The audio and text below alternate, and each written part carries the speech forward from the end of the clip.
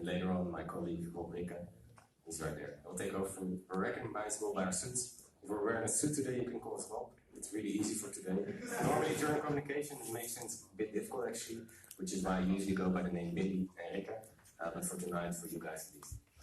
Gonna keep it simple. Just yell Rob and someone will come running towards you. So my name is Rob Neumann, also known as Billy. I'm a 4th-year industrial design student. This is where I grew up actually, on the house building here. About a year ago, I told my parents, hey, I want to do WASUB full-time. And they responded, what the hell is WASUB? And I told them, WASUB is a dream team. Dream team are an innovation at TU Delft or an experiment by the TU Delft. There's some pretty famous ones like Luna, Solarboat, and Habitat. There's also some idiots building a human-powered submarine. And then their response is, oh, what's a human-powered submarine? Because I've never heard of that before. Neither did I before I heard of WASUB. A human-powered submarine is when you take a boat, like this, you make an open boat, you push it on the water, you fill it with water, you put in a pilot, and you first try to find someone who's actually crazy enough to go in there. Luckily, we succeeded again this year. And you submerge it, you put him in there with a diving gear. He has his diving gear under him, so below his belly. He clicks his feet into the pedals, start pedaling as fast as he can to get this. To which they respond, oh, yeah, that's pretty cool, but why? That's also a very good question. And the main reason for that being is this. It's a real nice stock image. We as a foundation provide this for our members to learn. That includes me and Rikke, but also all the 24 part-timers. You come here in your team, you know nothing. You know nothing about boats, but you also know nothing about running a team, doing your own finances, public relationship and everything. And the is that at the end of the year, you at least know something about them. As a finishing touch to this, we do participate in races with our boats, so they're not just for show, they actually have to perform at some point. There's races in America, there is a tow and tank of a kilometer long, where you take a 100-meter sprint. That's also what the team previous year did. And then there's also a much more fun race in England, where you have to do some small course. That's what we'll be doing this year. More about that later. So that's the end goal of this year. WASUB itself has already been going for quite some time. We're currently on the 8th iteration, so the 18th, meaning there's already been 7 boats built before us. There are people that now know more than we do, but when they started, they knew nothing as well. So it shows it's actually possible to do this within a year. So it started in 2004. It's quite a long time ago already, as a bachelor thesis for the aerospace engineers. And they learned that there was a competition actually for submarines, human-powered submarines, and eventually decided to join. And there was some small break, and eventually it started back up again. And some big highlight to note is the WASUB 5, 3 years ago by now already.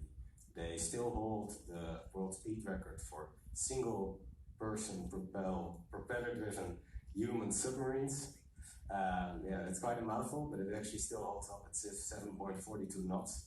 For those that don't know yet know what a knot is, that's about 13 kilometers per hour, twice as fast as an Olympic swimmer. It's pretty fast. 2 years ago, our direct predecessors, WASUB 6, also competed in England. They also made a propeller-driven boat, which also did extremely well, especially on speed. And now led in competition by reaching speed twice as fast as the second fastest boat that year. And just last year, we had WASUB 7, for the first time in WASUB's history, participated in an alternatively driven boat, where they got second that year, which is an extremely big achievement considering we never done this before, and actually made a functioning boat, which is already a challenge each year. So this year is once again a completely new team of 25 students from the TU Delft, the Applied Sciences, Applied Sciences, and the VU Amsterdam. And with this team, we'll be building or designing, building, testing, and eventually racing our own boat, the WASUB 8. So that starts with the design phase. We've now finally rounded it up after half a year of hard work. We're finally able to show you what we've done up until now. Luckily, you don't have to smell in these places. I've been told it's very bad. Luckily, I can't smell either. And we're actually starting to roll into production. So we've already have some of our first part produced, which is really cool to see. Finally, after 1.5 years and looking at tired and frustrated engineers, and like, hey, we have some stuff to show now. Soon we'll move into testing. This is actually a test we did with Very, very cold water. It was about 3 weeks ago.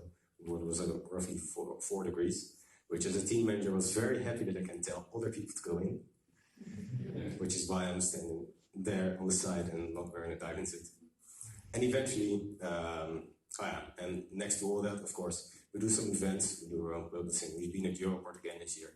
We had the amazing fun to be at Science for Humanity, where we actually had our own dive tank, thanks to the DMO, which is not only really cool and a nice way to show you off your boat, but also our first actual option to test the boat in more open waters in a safe and controlled environment. So, as I said, we do this as an education platform, so we teach our members not only all the logistics and everything that comes from team and design, we try to teach as many of them that actually want to, how to dive as well. Makes it handy for the testing, and apparently it's extremely fun to do, which is a nice benefit, of course. So eventually we have a team of 25 people.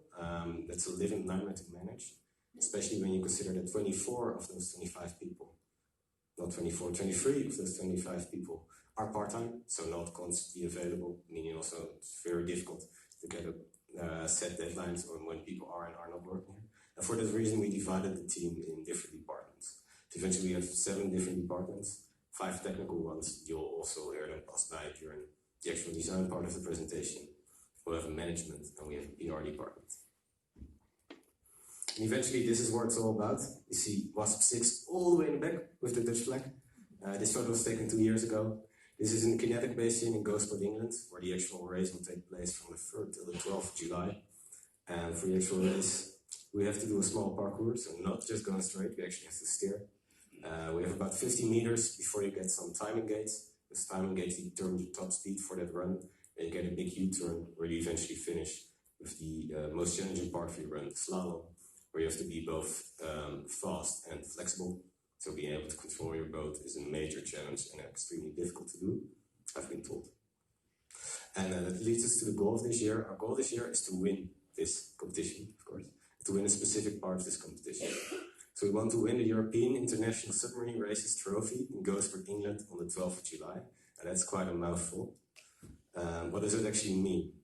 Okay, so the EISR Trophy is also known as the overall competition. It's not just being the fastest, as we've already proven we can very well be the boss. That's actually only 48% of your total points.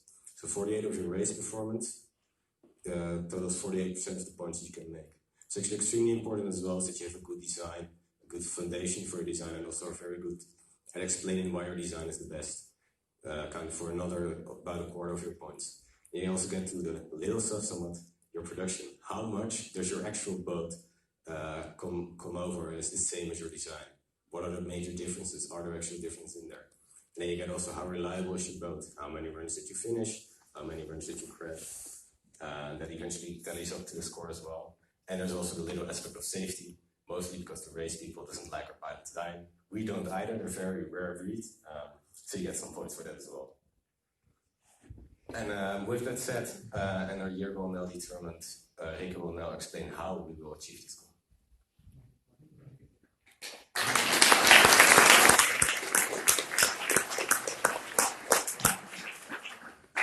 So, you guys know what we're gonna do, but you don't know how we're gonna do, and I'm gonna tell you today. Our design, to start off, we looked at our predecessors, especially WASUB 6, they did the exact same competition. And yeah, we learned from them, since we don't start from scratch with the A team, we have a lot of experience before us. So, the goal, the trophy, look at the percentage, what do we need to build to obtain as high amount of points as possible? Well, race performance, it's simple. Just build the fastest boat and you're there. Designing and production, we're engineers from the TU Delft. This is what we study, this is what we do. Reliability, this is where we also looked at WASUB 6. WASUB 6 was not able to get the full points there. That's why they didn't obtain this overall trophy. How are we going to do this? Well, there are a lot of problems with keeping stable at high velocities, and that's one of our major spear points this year. As safety, as said before, we don't want our pilots to die, and it's not going to happen, I assure you this year. So, design philosophy, build the fastest boat, let it finish every run, so complete control to pass the finish line as expected. But also we wanted high repairability. Why do we want high repairability? Well, in the unlikely event something breaks, you want to repair it overnight, and the next day you want a completely functioning boat again. So that's why we put it on there. This is our design, and for the people who paid attention, it looks an awful lot like WASUB 6.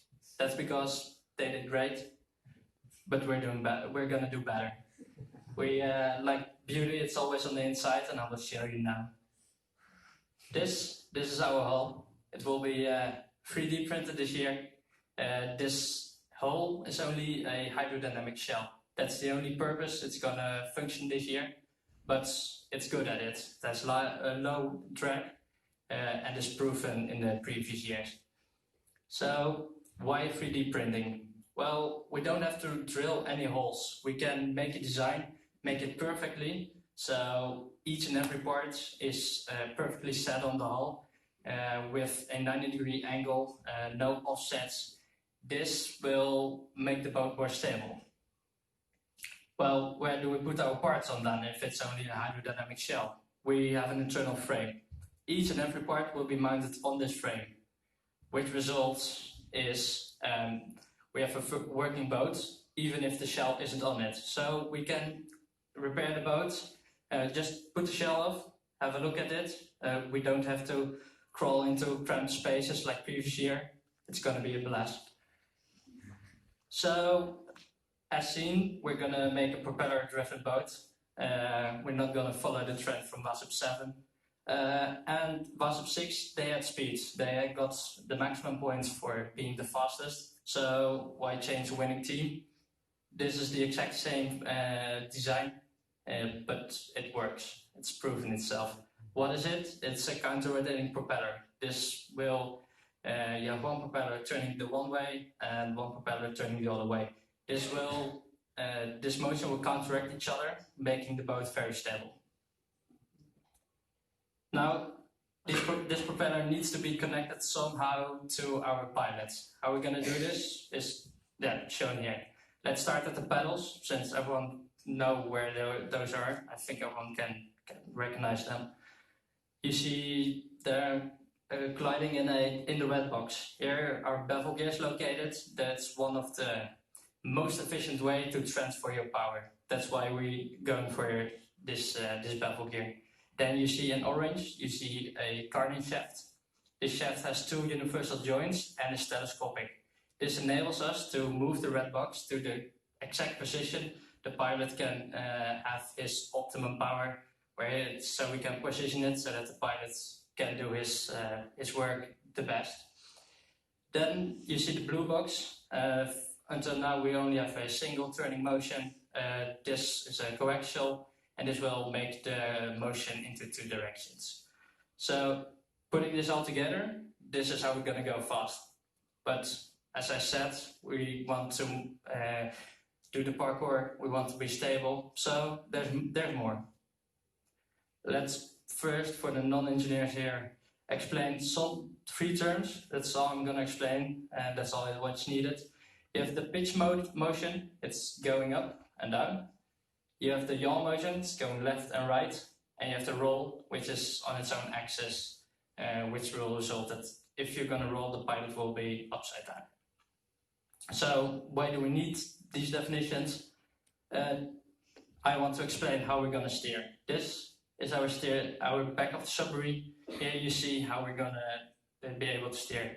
You see the large yellow part.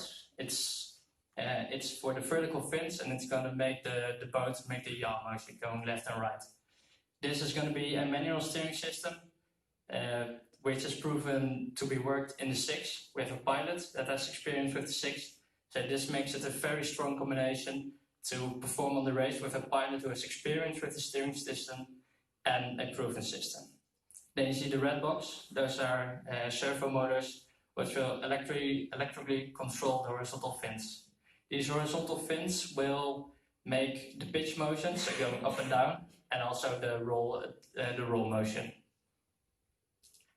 So We're also gonna do data acquisition this year. At the start of this year, we found out that not a lot of parameters are known during our flight, so to say. So we want to know the velocity of the submarine. We want to know how fast we're actually going. We want to know the RPM of the pilot. This, knowing how much RPM the pilot can actually perform during the test, during sailing, we can use this next year or even further to optimize the gear ratio, so that we know how much RPM runs per minute the pilot is going to cycle. Then we can optimize our propeller for this. And we want to know the full position and motion of our submarine. We're going to do this with an XSense, and with this data, we know the exact position and motion during the whole flight. So then we have a motor that's electrically driven for the fins. We have the sensors, then it's only a small leap to make an automatic stabilizing system.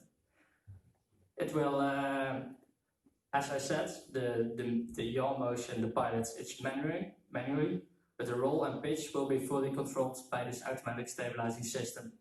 This is also done previous years, tried at least, and with this obtained knowledge, we're on a great way to actually achieve it this year. So, what is WASUB? WASUB has a proven propeller to go fast. It's a more efficient drivetrain. It has force feedback for the pilot to make the steering actually nice and possible, and automatic stabilizing so that the pilot only has to turn left or right. And with this, we're gonna win the ISR trophy. Thank you.